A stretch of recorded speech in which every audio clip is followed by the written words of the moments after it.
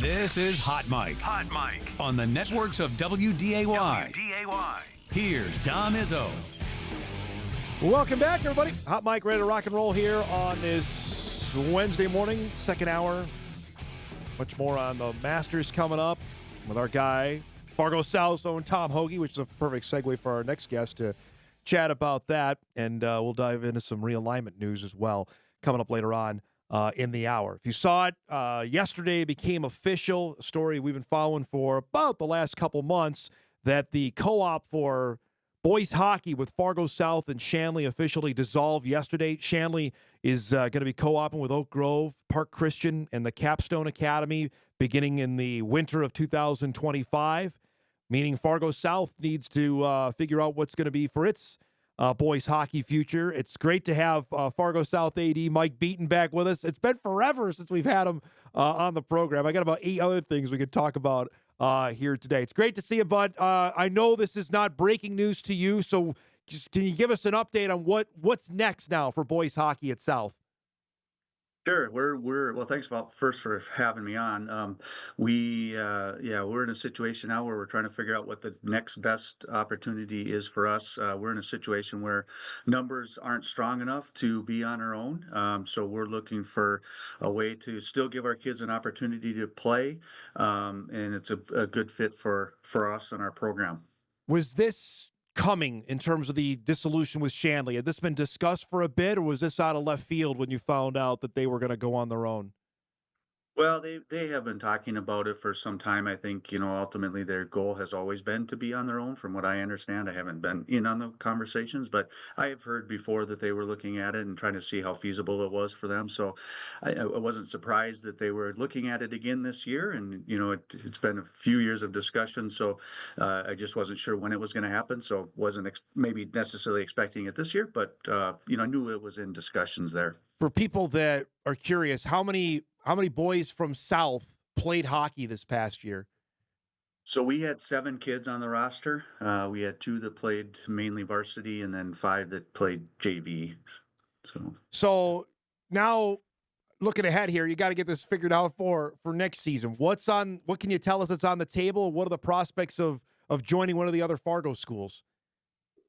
Yeah, so we've been looking at it since we kind of heard that they were going to submit the request to dissolve the co-op, and trying to figure out what would be the best situation for our kids. And right now it appears that joining North in a co-op would probably be the best fit for our kids. We already have a co-op in girls with North, so we already have that relationship with them for girls hockey. So it seems natural that it would work to have our boys co-op with them as well. So that's kind of the direction that we're heading at this point in our planning. Mike, having that relationship with North, how much does that ease that you can do this?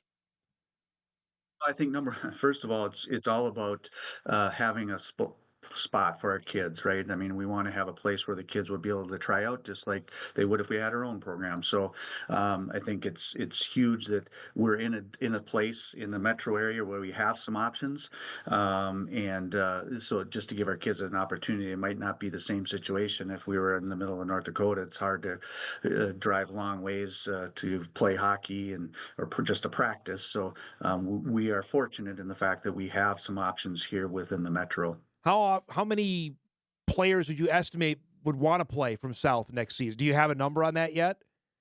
So we've been looking, that was part of our discussion. Once we heard that Shanley was going to dissolve the co-op, we started looking at our youth numbers, and they're a little bit difficult, but we do have a pretty good idea down to 6th grade where the numbers are at. This our current 9th grade class looks to be pretty strong. There's about 10 kids. So if we put that together with the 5 returning kids from the program of this year, we'd have about 15 for next year. So, and we look down to, as I said, to 6th grade, and as we look down that far, it just doesn't appear that we have strong enough numbers at this point to be alone. When do you want to have this decision rectified? Know what we're going to do? Is that imminent, or what's the timeline looking ahead? We're planning a meeting for next week to meet with both groups and just have further discussion and lay out what we're thinking is going to be the best option moving forward. And then we have to submit to the North Dakota High School Activities Association a request or application to create the co-op with North for Boys Hockey. So there's some timelines there. I'm not sure when the next board meeting is of the North Dakota High School Activities Association, so we'd have to wait till that happens so that they can approve it. But hopefully by the end of the school year at the very latest, have that formalized. Parent reaction on this, Mike. What have you heard back from the South parents on what's ahead for hockey?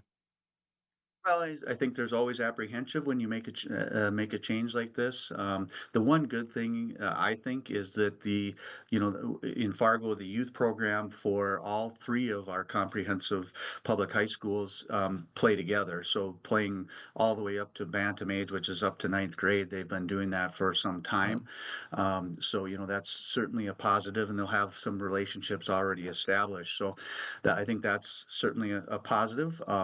There's always some concerns about how it could transpire, but ultimately it's about creating opportunities for the kids and making sure that our kids have an opportunity to play hockey, a sport that we offer and have offered for a long time. So I would argue no school in North Dakota has been more affected by numbers or the geography of one city than Fargo South.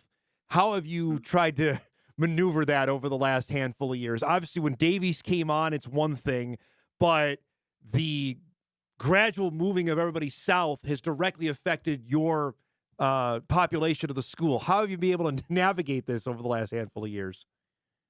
yeah, and it's been further complicated because we're kind of the pivot point within kind of balancing out the Yeah, high schools here in right. Fargo too. So not only with the Davies coming on board, then they're our district, our school board has been moving boundaries, which they have to try to balance out Right. the school. So that's a challenge, and the way that our district is set up is kind of complicated because if you really look at Davies North and South, they're almost like in a straight line. So trying to manipulate the boundaries in a way that kids don't have to travel by one high school to get to the high school they're attending is very complicated. And I totally understand. And it's hard for the school board to look at it and figure that out as well. So we are kind of in a pivot spot where we have got impacted a couple times, even in my tenure here of about 11 years, with boundaries being changed and kids moving from one school to the other. So I think all of our programs have been impacted by that in some way,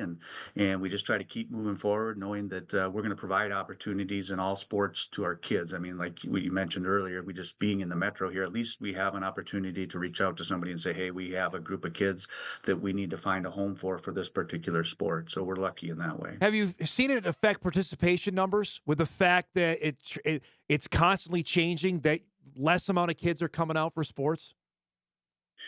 Well, I mean, I think there's certain sports, and I would say there's sports across the district and at all schools. I think North and Davies would say that girls basketball numbers are down at those schools Mm. too. Um, so, I mean, I think we're all impacted a little bit, but certainly, you get a group that's going to a certain school and they think that they're going to be participating in a certain sport. The families get together and they say, hey, let's do these tournaments and so forth, and pretty soon that gets broken up because of boundary changes and Right. things like that. But it does impact it, and we're looking at a lot of sports that could use more numbers to solidify the programs. Football is the one that always gets talked about. You and I have talked about it more than a handful of times. Fargo North and you guys were together up until last season where North got moved up. I always advocate that if you're a Fargo school, you need to play in the top division. Tell me why that's not an option for Fargo South, in your opinion. Yes.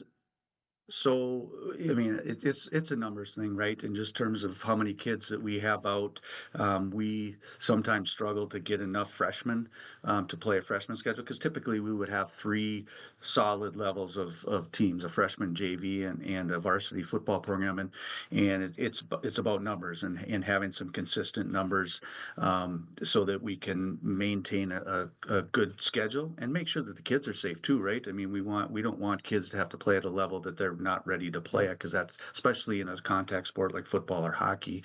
We want them to be safe as well. Having Central Cass and Kindred join this year, Mike, for football for the 2A level, how does that How does that change things for Fargo South? Because I'm sure there's certain section of fans that are older are going to see, well, Fargo South's playing Central Cass in football. That's odd. I know that's the sign of times, but how do you answer those kind of questions? I'm sure you've had them. Yeah, it is certainly different, and I'm a Fargo South graduate, so I talk to a lot of our alumni frequently, and how does it that we're going to be playing those teams, but then you look at what Kindred has two big school football offers already, and Central Cass is consistently really good in football, and I think people would argue that those two schools would be competitive in the big boy division too. So you know, our division is very competitive, and we have a lot of good teams. Horace was really good this past year. They obviously won the state championship, and so we have good teams, and it happens right now that this is where we're at. As we continue to grow and develop the program from where it was few years ago, we certainly would be looking at moving up too. I mean, Yeah.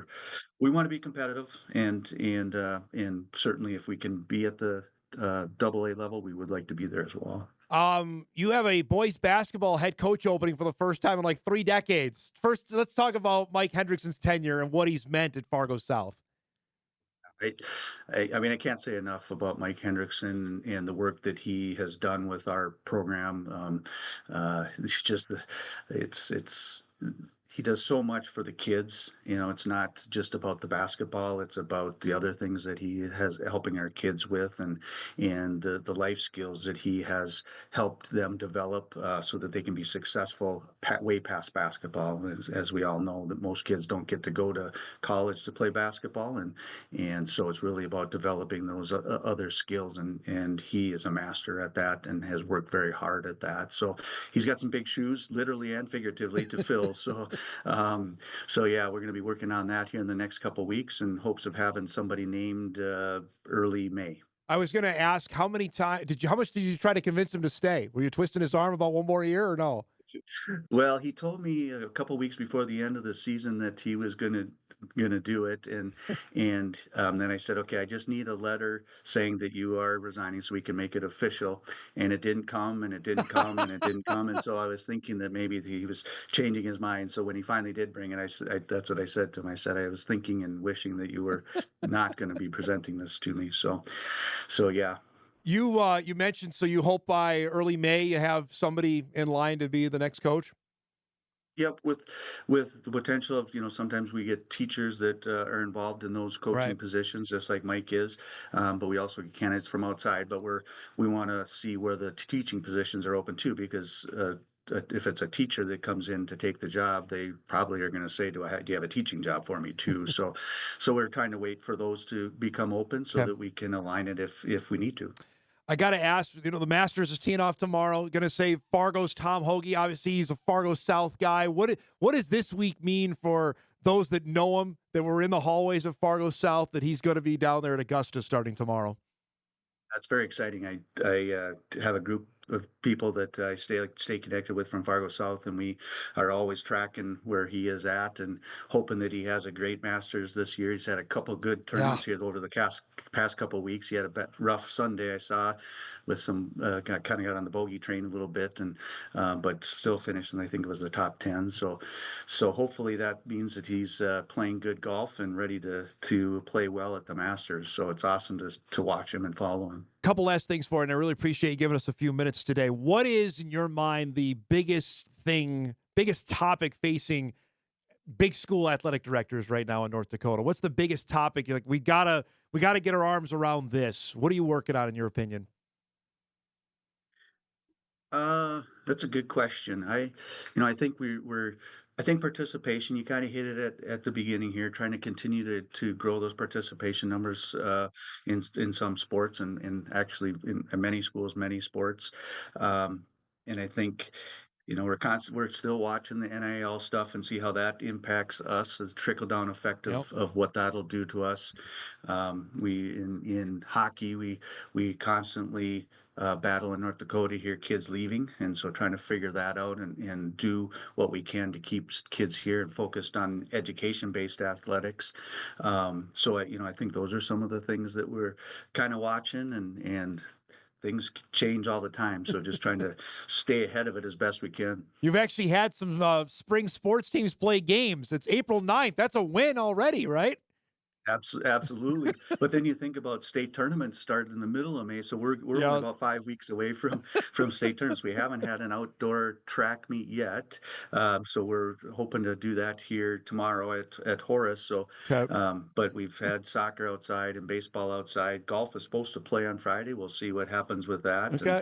And softball fields, we're waiting on those to dry up a little bit so we can get out on them. But yeah, just it's the constant juggling in the spring due to the weather that we are faced with. As part of the Metro Committee, I'm obligated to ask you a question on the Fargo Dome being a basketball venue. You've seen it now twice where the change has gone down. Give me your thoughts on that and what you've heard feedback-wise now, especially since the AA played their state tournament there this year. I think it was well received. They got the new court in this year, so Yeah. I thought that was Rob did a great job getting that set up, and it was a great upgrade. And so I mean, I've heard nothing but good things. You get a lot of people in there when we get the bigger schools in there. So I think it's a good atmosphere, and certainly always looking for ways to even improve it. So, I mean, I think certainly there's always people that say it's not a great facility, but I think it's a great facility for that tournament, and especially when we start getting those big schools in there with all the fans that they bring in. I always appreciate having you on. I'm sorry it's been so long since we did this. Thanks for the time. We'll do this again soon, okay?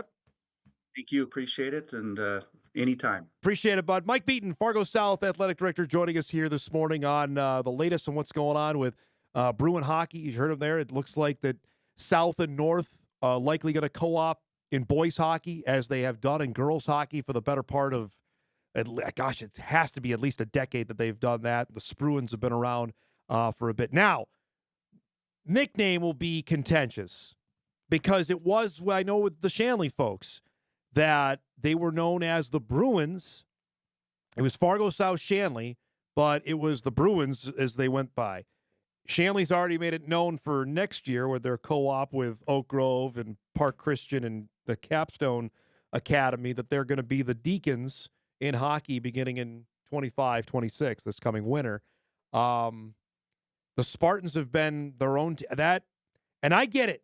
Nickname, that's a territorial deal. There's a lot that goes with that. And to have to adjust, there will be, if anything we know about nicknames in this state, it is a tough deal. We were talking about the Dickinson situation going on a few months ago when they announced that they're going to retire their nickname at the end of this year. There's a lot of passion that goes with attached to that. We'll see what happens when that becomes official, but it sounds like North and South will join up in boys hockey. We're overdue for a break. We'll take one now, get caught up on a few things. We are guest-free the rest of the way. Emails coming in as well. We'll do that when Hot Mike returns on a Wednesday morning. We're back after this.